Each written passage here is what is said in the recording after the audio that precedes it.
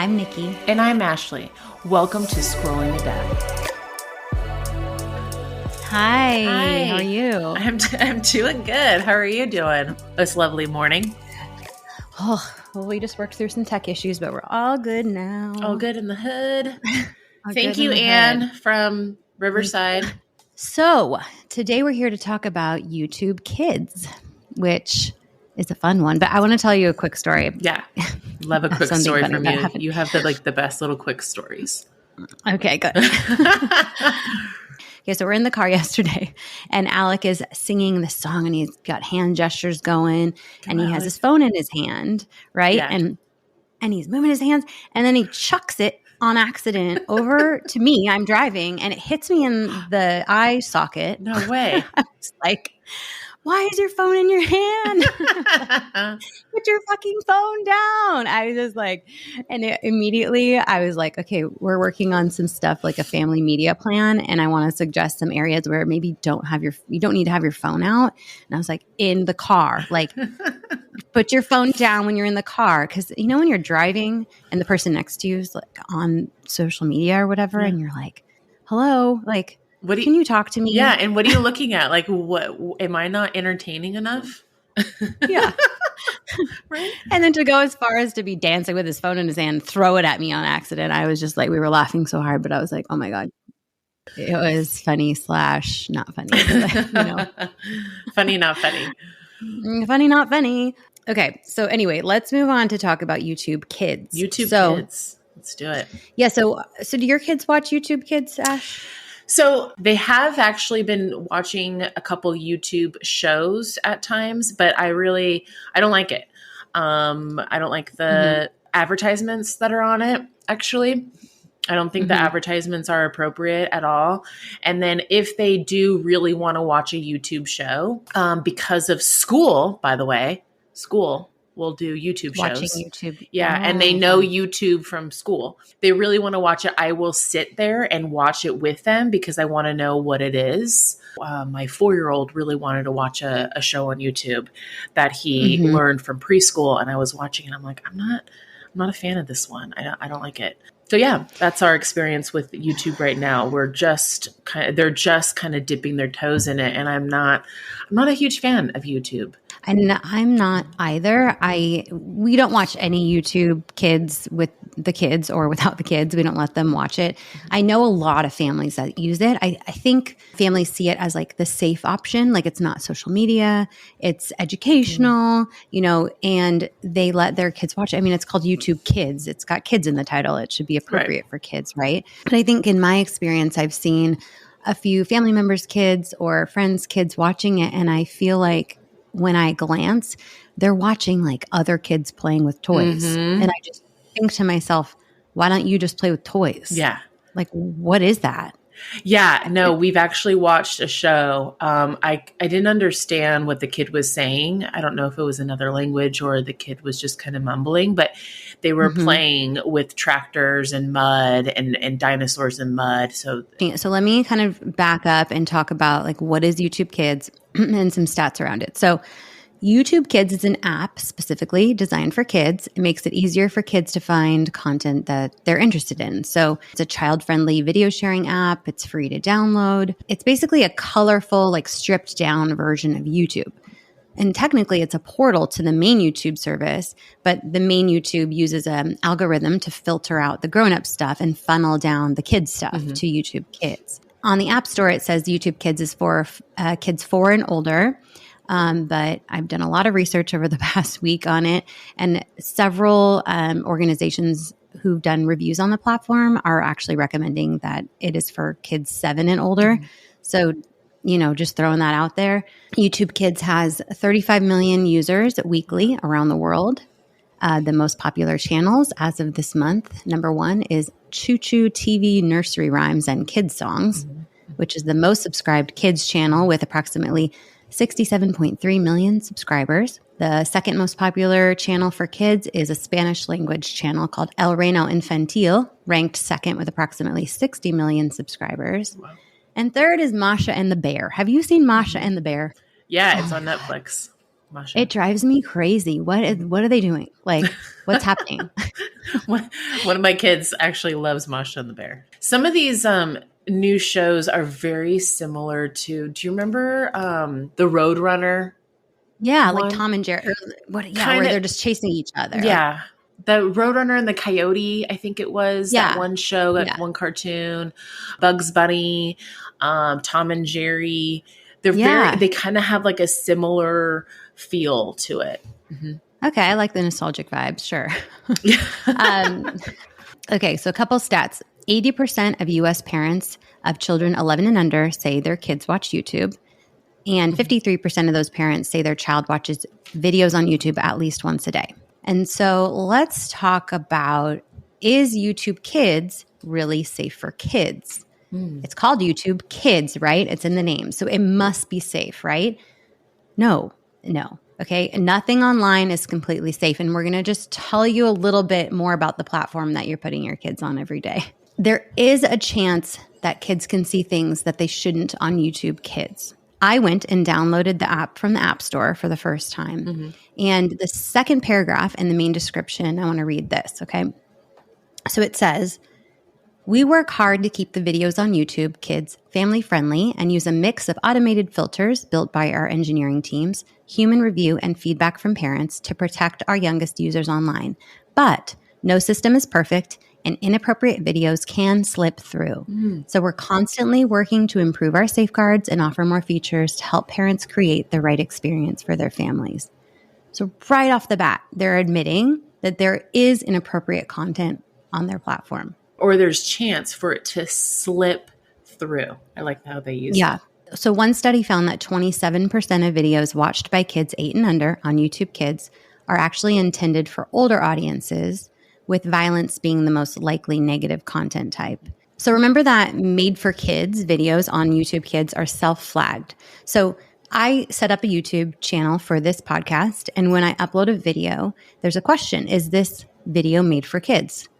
And there's a little question mark, and you can find out what they mean by that. So is this video intended for kids to watch? Yeah. And I said, no, our videos are for parents. Mm-hmm.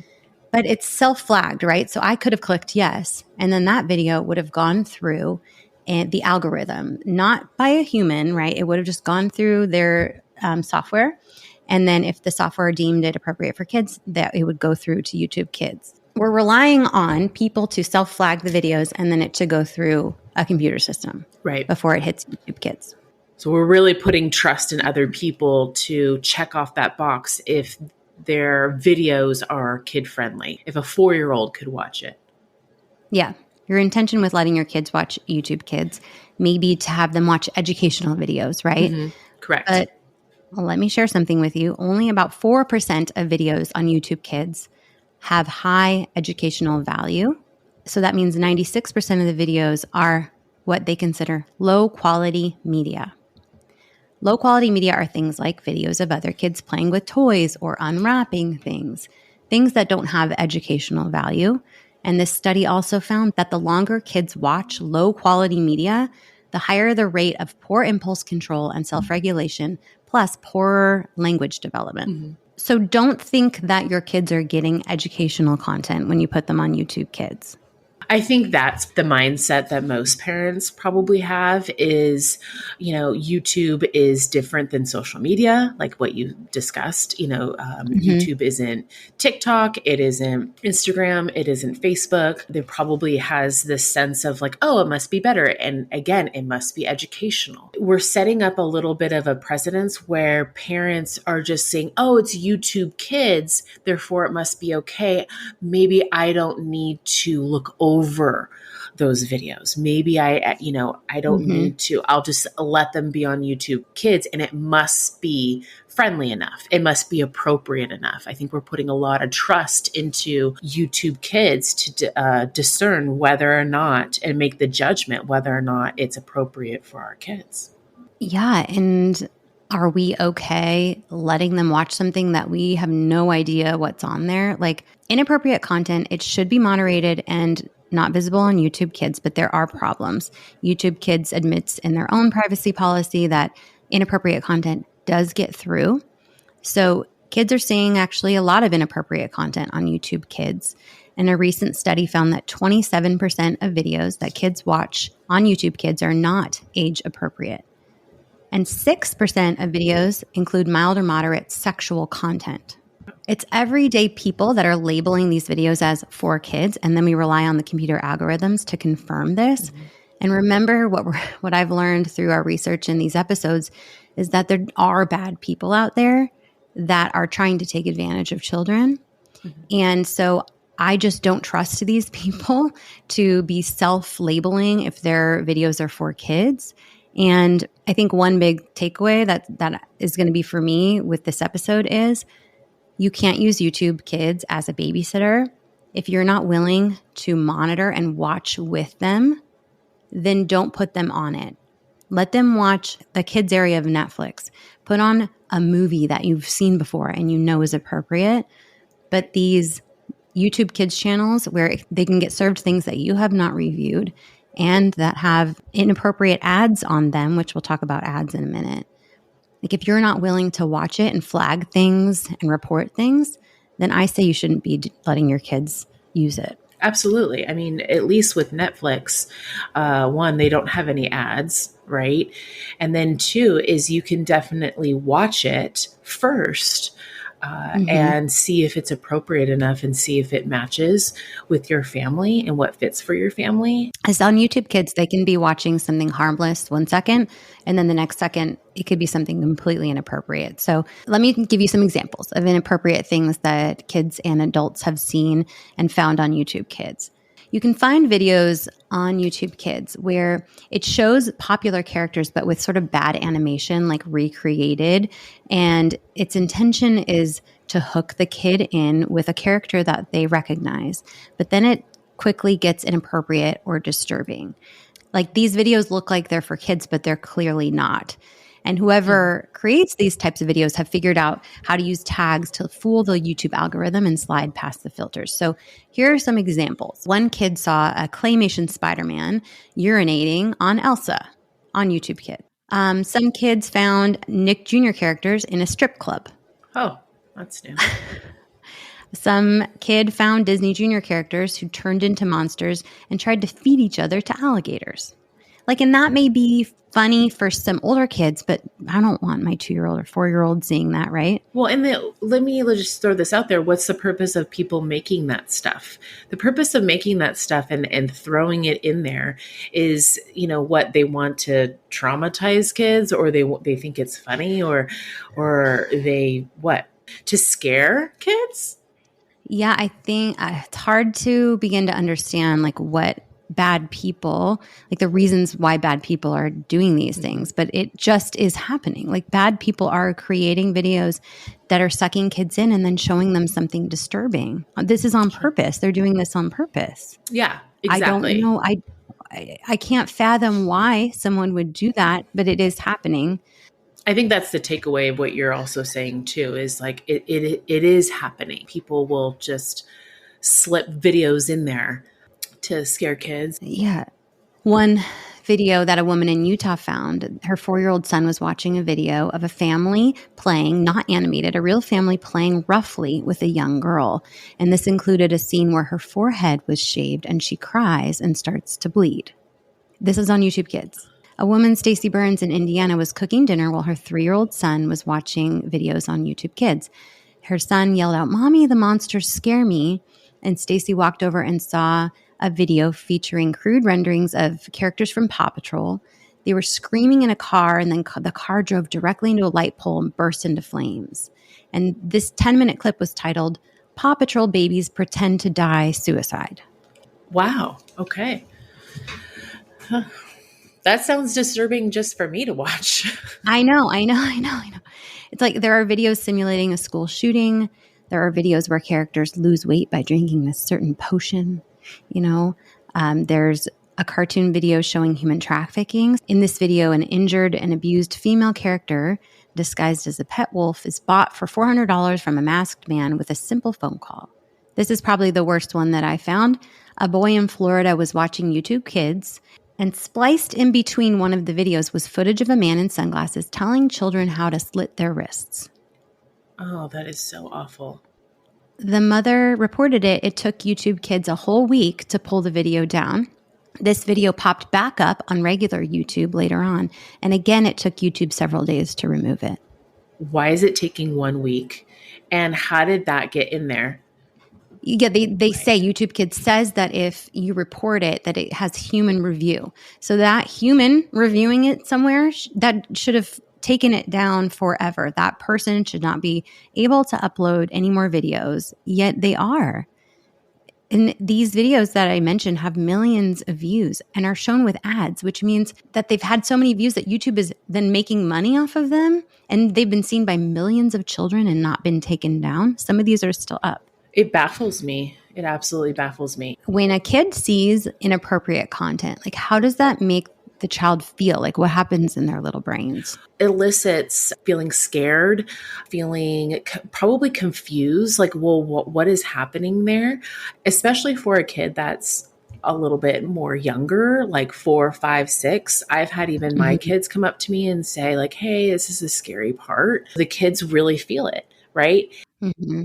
Maybe feeling unsafe, right? Like they think they feel unsafe. Or uncomfortable, or you're triggering some of those feelings inside.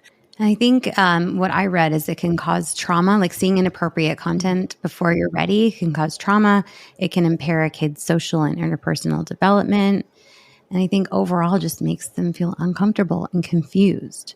And I don't want my kids to feel unsafe, uncomfortable, or confused. Let's say the kid does feel uncomfortable, unsafe, and confused, and they don't have necessarily a trusted or safe person at home, then the kid's kind of left with those feelings. Instead of actually, if they did, let's say they did have a parent at home that they trusted, that they feel safe with and comfortable, they could actually walk up, hey, mom, dad, I don't feel comfortable with this, or I feel really scared. Like, can you see this? I don't like this video. And especially with those examples that you were talking about, most of those kids went up to their parent and said like, mommy, daddy, I don't like this. This is scary. Right. That is such a good an attachment to have. And I think a lot of kids, even that do have a parent at home, may just see something, be a little confused, and then literally keep watching and watching and watching and never say anything and sort of internalize it. And this is another reason why parents should be monitoring it, because you have to be involved with them on YouTube Kids in reporting the videos, in flagging them, because YouTube won't review them with a human review until you flag it and report it to them. We all have to be involved in this experience for it to be safe. Right. And we can't expect the kids to flag it. We can't expect the kids to deem it inappropriate, because they're learning what appropriate is and what inappropriate is. A lot of 4, 5, 6-year-olds don't even know that.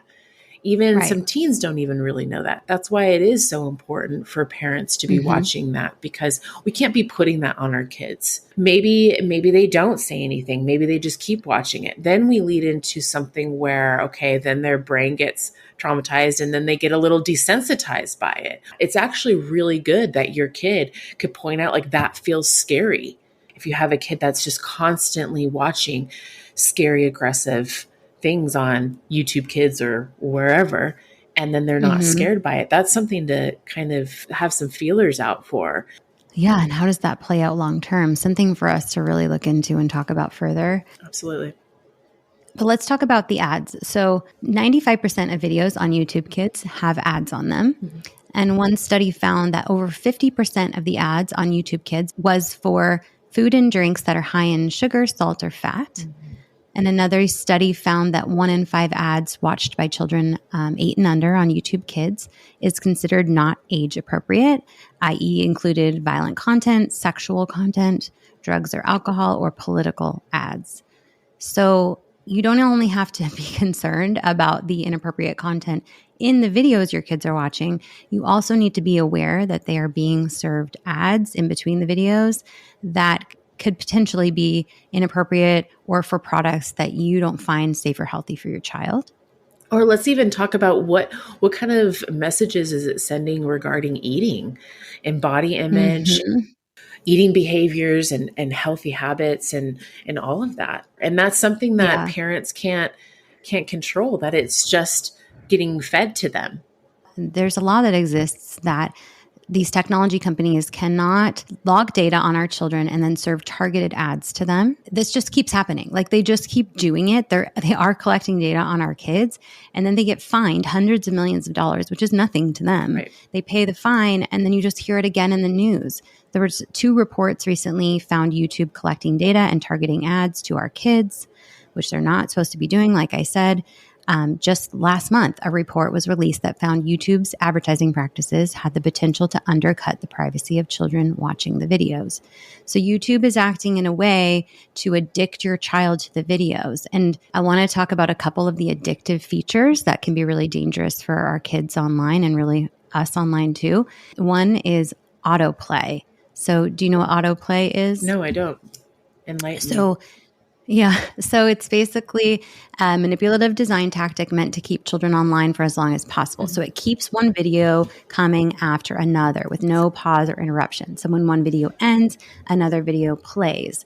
And this was something that got a lot of flack and negative feedback for on YouTube Kids. They had autoplay on for a while, and then parents complained, and so they made it optional, but they had it on, toggled on still. And now it's toggled off, but it's super easy to turn back on. I literally downloaded YouTube Kids yesterday. It's like one of the 3 options that they can control themselves. Now, I don't expect kids to be knowing to turn that on, but who knows what they're doing on there. So then it's also like, why are we having continuous videos? So that's a question. Well, they create autoplay to manipulate you into staying on the platform as long as possible. Same for adults, right? It's just never ending if you don't turn it off. And it makes it really hard to part with it. And that's the message that we're consistently seeing throughout all the platforms is they're wanting kids to stay on. They don't care whether or not your kid's been on it for 1 hour and 10 hours. They want you, an adult, and they want your kids to stay on the platform for as long as possible. They don't want your kid to go outside and play. They don't want your kid to interact face-to-face with their parents or their friends. They don't want your kid to be bored. They want your kid to stay on the platform. So again, it has to do with money. It has to do with ads again. And I asked, like, why are kids getting ads? Like, are the kid's gonna buy some cookie ad? Like, I don't get it. Yeah. Like, so I will say, if you upgrade to YouTube Premium for $13.99 a month, your child will not see ads. Wow. The addictive features are still there, but you have to pay extra in order for your child to not see ads. So I perceive that as pay $14 a month to protect your child. We won't, but you can pay us $14 a month and we'll protect your child by not serving them ads. We'll protect your child from ads, but they'll still see inappropriate content in our videos. And we will still give them algorithm-driven recommendations and autoplay. You know, like, are we all cool with this? Like, we're just like, we're so blind to this conversation. There's so many people that don't think before they give their kids something that can affect them forever. I mean, a lot of kids are spending hours a day on YouTube Kids, and the parents aren't even researching it beforehand, or they think it must be safe, but it's not. Correct. And I think too, something that I really want to talk about as well that I've seen in my practice is when you get kids that are on YouTube and they're watching YouTube a lot, they want to then start their own channel. And this is where it can get a little dicey and a little interesting because you do have some kid influencers out on YouTube right now, some big time kid influencers that are making quite a bit of money on YouTube. And the kids know that. I want to, stream video games. I want to play video games on YouTube. I want to do videos and all of the stuff on YouTube. I've seen kids as young as 4 years old, film a video just for their family, but they're like, hey guys, like and subscribe, but like they're acting like they are YouTubers.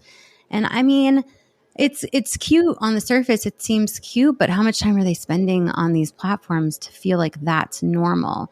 And do we have to act like we have an audience all the time? What does that do to a kid, to be living their life like they are playing to an audience is an interesting thing to think about, right? Oh yeah, for sure. When can they live their authentic life? Like when can they live their life of just playing as a child instead of it has to Right. be on blast and you're recording, right? It's a privacy thing, like we grew up with a lot of privacy, all the privacy. Things that we did were viewed by our family and maybe our friends at school, but we didn't have to worry about them getting out in a video on the internet, kind of needing that attention that comes with everything you do being blasted out online. So I don't know. For kids and seeing YouTubers, it looks cool. And it does. It looks really cool. And so they feel inspired.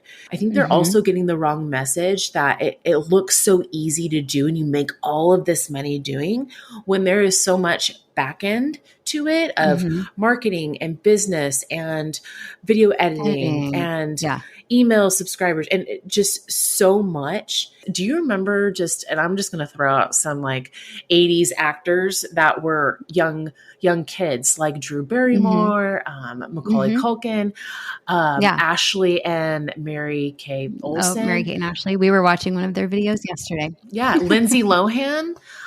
Some of these actors that started out as kids, they had some big struggles when it turned to teenage and young adult and adult life with their mental health, with juggling being famous, right? When you're putting yourself on blast, you're getting your confidence from other people's reactions to you. And then maybe when that goes away, like how do you keep your confidence up? So after learning more about the inappropriate content on YouTube Kids and the ads and the monitoring and some of the addictive features, like Ash, where are you at with YouTube Kids? How are you feeling about it? I definitely feel that parents just need to be incredibly aware that we are relying on other people to check that box. If it's kid friendly, we are relying on software. We're relying on our kids to flag it for us, right? So my thoughts are if you're going to go YouTube Kids, you got to watch it with them. Try going to a platform where there's not ads, where it's easy for you to do the research on these videos. And on those platforms, it's not user-generated content. Like Netflix is creating that content. And so you can trust that it's probably not super educational, but it's not user-generated by some random person wherever in the world. It's a legitimate, reputable company that's creating this content. So for me, YouTube Kids, it feels a little like the Wild Wild West. Like I don't know what's going to be on there. I think maybe there are quality videos on YouTube Kids, but I think they're really actually hard to find. I think most of it is not educational or potentially inappropriate. And I think that parents are treating YouTube Kids as a babysitter.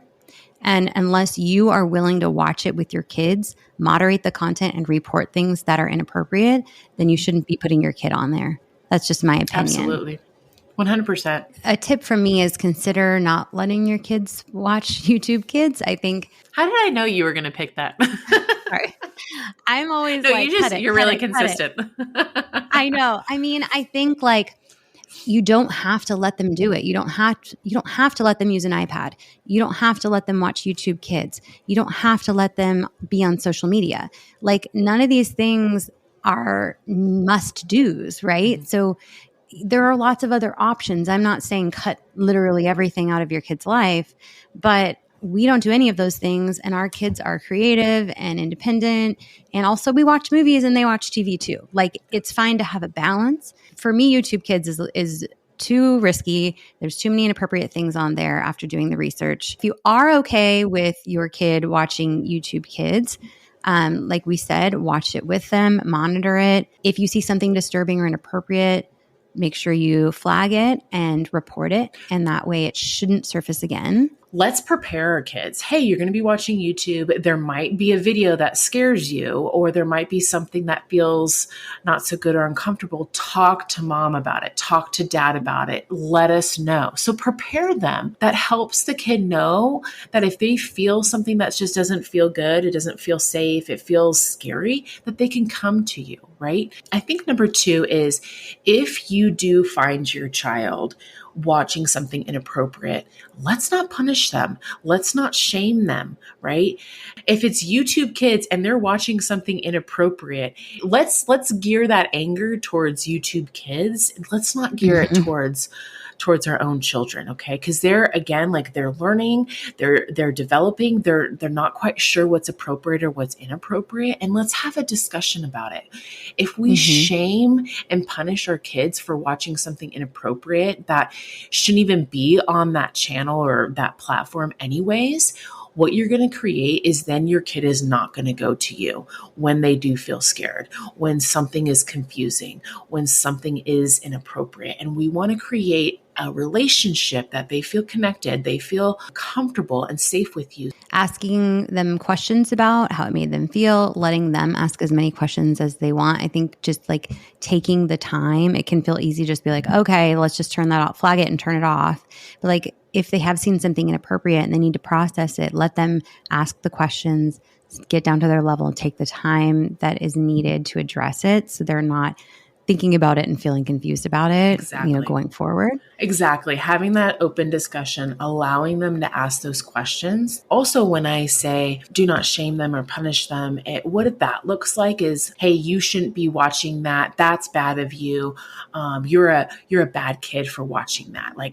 And then just take it away, right? Like I told you couldn't watch things like that, Right. That's a great example. Those are ways where it can create some shaming, and then it also just creates the barrier so they're not coming to you. And I think the biggest thing is to equip our kids that they feel comfortable enough to go to you guys, to go to parents and say, hey, I didn't feel good about this. I didn't feel good about what this person said, or I didn't feel good about watching this. I also want to make sure you check the parental controls. They're not always built in. You have to turn things on and adjust things as you go. You can add specific videos and channels to your child's YouTube Kids experience. But remember that if you pick a channel and you've reviewed, what they offer, they're still uploading new things. So you have a responsibility to ensure that whatever the channel adds continually is appropriate for that kid of yours. So just keep reviewing, keep monitoring what they're doing. Definitely consider upgrading to YouTube Premium, $14 a month. That would be worth it for me so my child doesn't see ads. But remember that addictive features are still available and also the chance of seeing inappropriate content. Lastly, I want to end with some screen time limits. So generally, after researching some different studies and recommendations from different platforms, I would say if your kid is under 5, little or no screen time. As minimal as possible. And for me and our family, if it's watched under that age, it's as a group. We're watching a movie together. We're watching a video together. So then from 6 to 9 years old, 1 hour per day maximum. I'm not saying that I'm 100% great at this either. We are not totally successful with this all the time, but this is a great guide. And then 10 and up, no more than 2 hours per day. And this includes all screen time, not just YouTube Kids here. We've shared a lot of interesting research, high amounts of screen time at these young ages can cause developmental delays, ADHD type issues. Thank you guys for listening to our episode about YouTube Kids. We hope you found it interesting. We hope you got some good tidbits and you're going to apply that to your family and what you guys are doing with YouTube Kids. We want this to be a collaborative conversation, judgment-free zone. We want to bring you guys conversations that you find interesting and helpful for your family. So let us know your feedback. Let us know your ideas. This is a two-way conversation, and we appreciate you guys being part of it. Thank you for listening to Scrolling to Death.